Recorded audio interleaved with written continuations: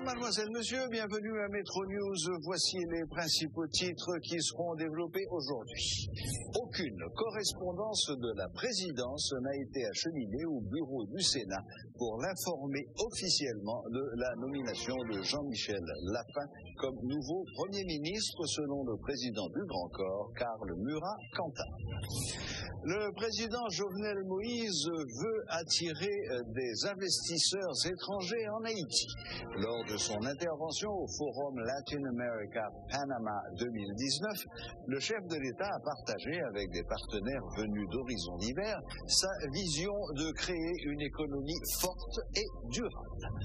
La vente du carburant sur le marché informel est strictement interdite, rappelle le bureau du secrétaire d'État à la sécurité publique qui menace de sanctionner tous les contrevenants. Le chef de l'État est intervenu mardi 9 avril au Forum Latin America Panama 2019. C'est avec plaisir que j'ai partagé avec des partenaires venus d'horizons divers ma vision de créer une économie forte et durable en Haïti, écrit le président haïtien sur son compte Twitter. En marge de ce forum, le chef de l'État s'est entretenu avec le président de la Banque interaméricaine de développement, BID, M. Luis Alberto Moreno. Nous avons discuté de la gestion du parc Caracol ainsi que de sujets relatifs aux infrastructures routières et aux logements sociaux. La BID avait promis de mobiliser des fonds pour la réalisation d'infrastructures routières dans le cadre de la caravane du changement. Ce programme prioritaire est confronté à de grandes difficultés financières. Dans le cadre de ces efforts pour mobiliser des ressources financières nouvelles, le président Moïse s'est entretenu avec Ahmed Sultan bin Sulayem, le président exécutif du centre de multiproduits de Dubaï. L'objectif de cette rencontre était de présenter les atouts et les potentialités d'Haïti en matière d'investissement, a précisé M. Moïse. Le Sénat de la République n'est toujours pas informé officiellement de la nomination de Jean-Michel Lapin comme Premier ministre. C'est ce qu'a révélé le président du Grand Corps, Karl Murat-Cantat, après l'annonce du président Jovenel Moïse.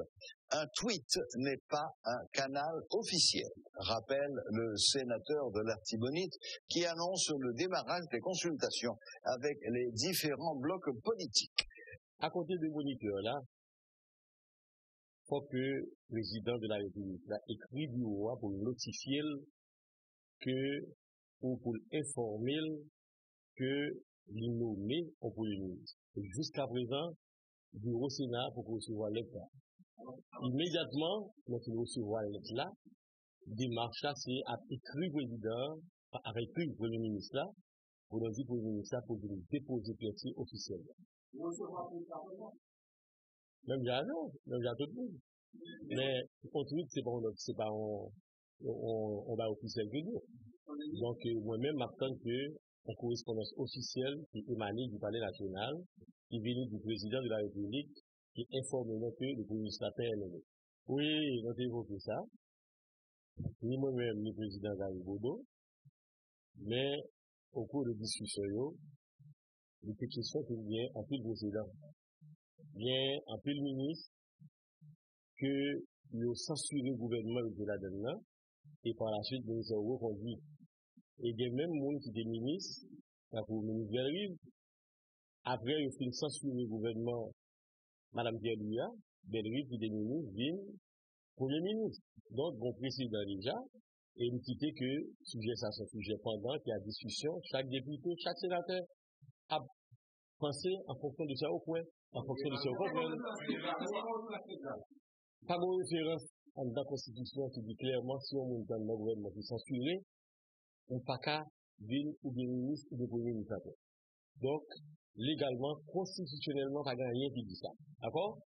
Mais la seule chose, m'a dit que le précédent et le président évoqué précédent, Sarah, ou Sayo, pour que justement il fait l'évaluation, en dépit du fait qu'il y a des questions qui sont soulevées relatives à question ça, au moment des consultations. Il peut pas tuer pour lui dire quoi que ce soit. parce que je ne peux pas engager chaque sénateur. Vous savez que chaque sénateur, c'est un Sénat. Chaque sénateur, c'est une république. Eh bien, encore tôt, il faut faire vraiment de grandes consultations au niveau des groupes du Sénat de la République. Et vous faites que d'ici demain, on a commencé à faire des consultations pour nous comprendre exactement qui position chaque groupe au niveau du Sénat. Mais les prématurés, je dis, pour nous dire que au niveau du Sénat, a fait que Pierre-Michel Lapin va le passer ou pas. La pénurie d'essence dans les stations-service continue de créer un inconfort parmi les automobilistes, ce d'autant plus que le marché noir est en train de prendre le dessus. Les gens sont malheureusement presque obligés de s'approvisionner par bidon, ce qui est strictement interdit. Pour parler de cette question, nous avons avec nous ce soir Monsieur Ronsard Saint-Cyr, qui vient de rappeler dans une note que seules les stations-service sont autorisées à vendre du carburant et que la vente par bidon est strictement interdite et que les gens qui s'y livrent seront poursuivis et punis. Bonsoir, Monsieur Saint-Cyr. Bonsoir, les téléspectatrices et les téléspectateurs de Télémétropole. Voilà, donc monsieur Saint-Cyr, alors où est-ce qu'on en est de cette éternelle pénurie dont vous nous avez rappelé qu'elle n'allait pas durer parce qu'il y a des bateaux qui rentrent, il y a des bateaux qui sont là, il y en a d'autres qui doivent venir et la plupart des stations-service ne donnent pas d'essence et quand ils en donnent, ça crée des embouteillages monstres et en particulier sur la route de la Boule, la pompe qui est près de Pèlerin 2 cause des embouteillages monstres à chaque fois qu'elle donne.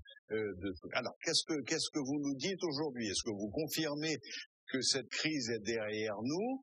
Et qu'est-ce que vous comptez faire pour mettre fin à la vente, à des prix prohibitifs d'ailleurs, de cette essence par bidon? Voici la situation telle qu'elle est exactement. Il y a une panique qui est créée par rapport à une rareté de carburant.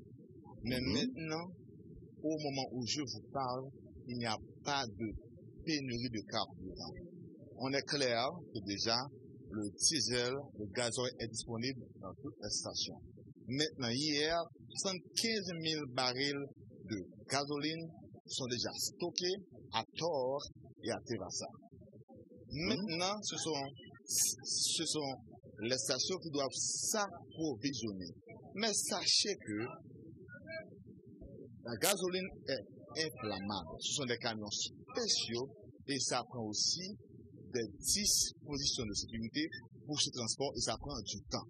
Maintenant, ce qui arrive, il y a un marché noir qui est créé par rapport à cette pénurie, entre guillemets, parce que même lorsque les stations disposent de la gasoline, le fait que les gens affluent vers ces pompes avec les autres récipients, ça gêne et ça ralentit énormément la distribution et la vente et ça crée automatiquement un bouchon, un embouteillage monstre. Et c'est interdit. Il faut que tout le monde sache que la gasoline est inflammable. Quel que soit le récipient, quel que soit le moyen que vous utilisez pour stocker de la gasoline, c'est extrêmement dangereux. Maintenant, nous avons pris la décision de nous assurer de protéger la population et d'empêcher cette histoire-là. Et en plus, il y a aussi des stations qui disposent de la gasoline et dont certains propriétaires décident d'en vendre par room pour une distribution, pour une vente en détail dans un marché noir. Ça encore, c'est interdit et nous allons sévir contre cette situation. Bon, est-ce que ça veut dire concrètement que lorsqu'il y aura 10, 20, 50, 100 personnes... Je m'excuse. Oui, allez-y. En plus de ça, entre 12 et 14 avril, nous allons recevoir 140 000 barils de gasoline. Il est clair qu'il n'y a plus de rareté de gazole. On est maintenant dans la gasoline. Maintenant, il faut que tout le monde sache qu'il y a une panique qui est créée autour de la situation et que calmement, ils doivent s'approvisionner dans les stations d'essence, d'autant plus qu'il y a des plaintes, il y a des vendeurs qui vendent un carburant qui est pratiquement dommageable pour de mauvaise qualité, oui. Donc, pour les protéger, nous allons prendre des décisions pour que cela se fasse dans les normes. Alors, Monsieur Saint-Cyr, est-ce que ça signifie concrètement que, comme on le voit chaque jour, des dizaines, des vingtaines de gens avec les bidons qui font la queue dans les stations d'essence, est-ce que ça signifie que la police va leur interdire d'approcher des stations-service avec leurs bidons sous les bras? Ou même à l'arrière des pick-up, parce qu'il y a des pick-up qui arrivent aussi avec 10, 15, 20 bidons vides et qui se les font remplir. Est-ce que ça signifie que... pour empêcher ce dérapage, parce que c'est d'abord pour protéger les utilisateurs et surtout pour protéger aussi les installations des stations d'essence. Bien sûr. D'accord. Donc, à partir d'aujourd'hui, si je peux dire, on ne verra plus des gens faire la queue dans les stations-service avec des bidons dans les mains. La police va prendre des solutions pour que cela ne se reproduise plus. Très bien. Très bien. Bon.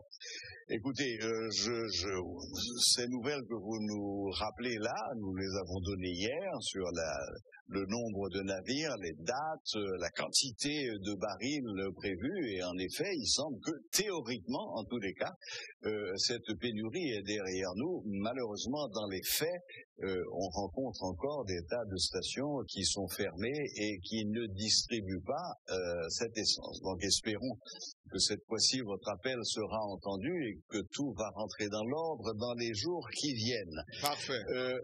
Passons rapidement à un deuxième sujet qui a fait l'actualité il y a quelques jours, c'est l'attaque menée par les forces spéciales pour essayer de déloger Arnold Joseph. Alors, qu'est-ce que Arnel Joseph. Alors, qu'est-ce qui s'est passé exactement? Parce qu'on n'a pas très bien compris. C'est une opération qui a été menée sur l'Artibonite à Prospero Marchand des Salines, qui a été bien planifiée.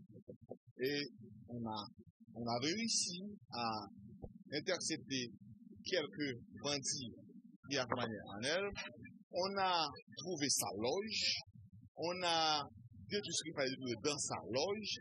Maintenant, c'est au retour qu'on a été attaqué par des bandits qui étaient cachés quelque part, en plus quelque part, dans des chèvreries. Et de là, un policier a été blessé. Alors, je fais un sympathie à sa famille. Et aussi, il y a un autre policier qui a été transporté à l'hôpital. De l'autre côté, les 3 bandits ont été tués. On a eu 2 arrestations. Maintenant, ce que je veux dire, ce n'est pas une opération ce n'est pas un échec. On a déjà délogé Arnel de Village de Dieu, qui s'est réfugié dans l'Artibonite sur un endroit qui est très difficile d'accès. On a eu des informations, on a planifié une opération. Il a réussi à passer à travers la population qui est malheureusement de combiner avec lui. Maintenant, en retournant sur Port-au-Prince, on a été pris dans une embuscade et puis on a eu un policier qui a été touché. Oui, mais là, semble-t-il, là, maintenant, Arnel Joseph est dans un véritable camp retranché. On parle de 3 ponts dont il a interdit l'accès, soit en soudant des barres de fer. Il y a même eu un pont, dit-on, qui a été entièrement détruit. Donc, il s'est vraiment barricadé dans cette zone de Pont-Benoît, dans la région de Marchand des Salines. Est-ce que vous avez prévu d'autres actions? Bon, bien entendu, il y a le secret professionnel, vous ne pouvez pas divulguer, mais est-ce que Arnel Joseph va pouvoir continuer encore à faire la loi dans cette partie du territoire? Si je ne l'ai pas trop bien, si vous pouviez reprendre la question de manière plus succincte pour moi, s'il vous plaît. Oui, non, je dis actuellement, Arnel Joseph s'est réfugié dans un véritable camp retranché. Il a coupé les ponts et apparemment, on ne peut même plus approcher de ce camp retranché. Qu'est-ce que vous comptez faire? Non, c'est-à-dire, la police a son mode opératoire, la police a sa manière d'opérer. Malheureusement, par rapport à ce qu'il a offert, peut-être aux populations qui sont vraiment délaissées, il a réussi à créer autour de lui une sorte de bouclier humain, mais nous savons comment nous allons procéder et nous avons décidé que Arnel, mais non seulement lui, mais tous ceux qui se déclarent hors la loi doivent être maîtrisés et livrés à la justice. Très bien. Ben, écoutez, Monsieur Ronsard, merci infiniment de nous avoir accordé un peu de votre temps. Nous savons que vous êtes à l'aéroport international et que vous attendez le président de la République. On ne va donc pas vous garder trop longtemps. Encore une fois, merci de nous avoir éclairés et sur la rareté de gasoline et sur le cas de Arnel Joseph. Merci et bonne fin de journée. Ah, moi, je vous remercie. Au revoir. Au revoir. Voilà, c'était Monsieur Ronsard Saint-Cyr, secrétaire d'État à la sécurité publique, qui faisait le point sur la situation de la rareté de carburant et des tracas et des dangers que ça représente, ainsi que sur le cas de Arnel Joseph, actuellement dans un camp retranché aux environs de Marchand-des-Salines. L'ensemble des organisations de l'opposition a organisé ce mercredi un sit-in devant le parquet de Port-au-Prince. Les organisateurs en ont profité pour lancer des messages clairs au gouvernement sur le dossier Petro-Caribé dont ils estiment qu'il n'a pas évolué depuis son transfert devant le juge instructeur Ramonsit Aximé. En plus des comptes à rendre sur les fonds Petro-Caribé, les participants à ce sit-in ont réclamé également le départ du chef de l'État. Il a toujours dit c'est la justice qui élève une nation.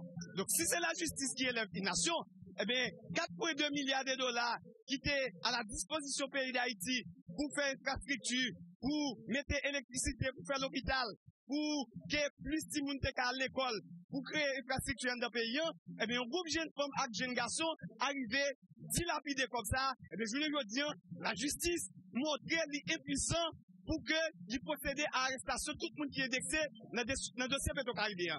Et c'est dans ce sens, nous-mêmes, l'ensemble des organisations politiques de l'opposition, nous disons la bataille pour nous joindre comme Petro-Caribéen, c'est une bataille citoyenne qui doit mener sur tout le territoire national là, jusqu'à ce que nous forcions la justice, faire lumière sur le dossier, jusqu'à ce que la justice prenne toutes bonnes dispositions nécessaires pour arrêter tout le monde. Santé universelle pour tous et partout. C'est le thème de la journée mondiale de la santé.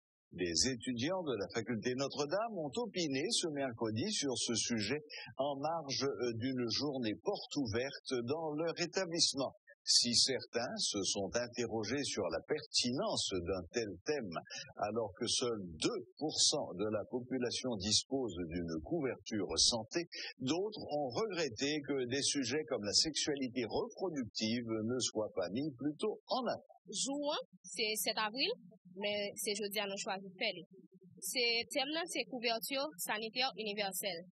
OMS choisit le thème ça parce que il remarque que grand pile monde qui pas gain accès vraiment à soins de santé et pour lui priorité c'est faire gain accès à soins et surtout dans la communauté côté à vivre là parce que des gens qui sont obligés de déplacer très loin pour gain accès avec les soins de santé.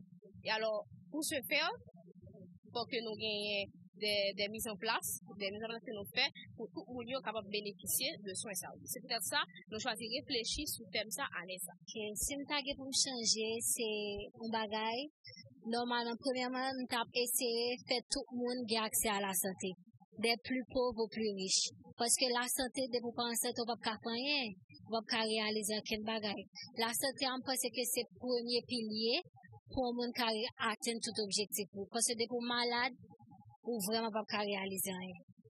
Premièrement, nous avons fait que l'État, le gouvernement, gagne une prise de conscience pour ouais que l'hôpital général, qui c'est un hôpital d'État, pour tout le monde ait accès à lui, qu'il faut faire en sorte qu'on ait plus matériel pour tout le peuple masculin, ait plus accessibilité. Pour les gens qui bas, qui dans la communauté qui recule, pour les gens accès à la santé parce que jusqu'à maintenant, nous dans le 21e siècle, il y a une commune en Haïti qui n'a pas accès à la santé vraiment. Donc, nous sommes obligés à sortir dans la capitale dans l'autre province pour entrer dans la commune qui est reculée pour la base de santé, ce qui n'est pas possible du tout.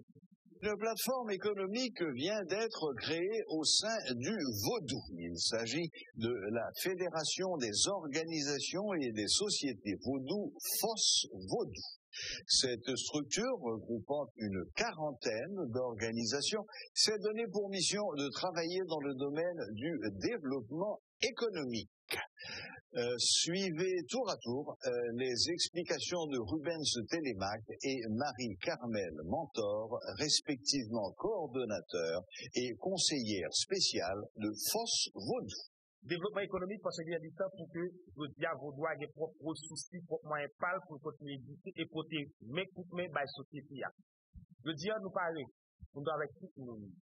Tout le monde qui comprend que vaudois est placé dans la société. Pour que nous chita processus de développement économique. Même gens tout, nous disons prochain antia, nous voici, nous faisons que c'est calendrier des mondes, nous avons déjà parlé pour travailler ensemble avec nous, pour faire vaudois faire un seul. Un seul vaudou, nous allons avec toute l'autre organisation, tout le mouvement de vaudois, pour nous passer développement. Plan nous gagnons pour ce développement, c'est que, à partir de haussement actif, nous allons lancer un programme à travers tout le pays, à côté de chaque section communale, nous allons monter combien volumisant. Et c'est à travers combien ça volumisant, on va acheter ensemble pour réfléchir, pour regarder qui forme de développement, il y a monté la caillou, nous sortons dans cette section communale là pour nous dans la commune, parce que la commune pour le département, nous prenons tout le pays dans la question de développement.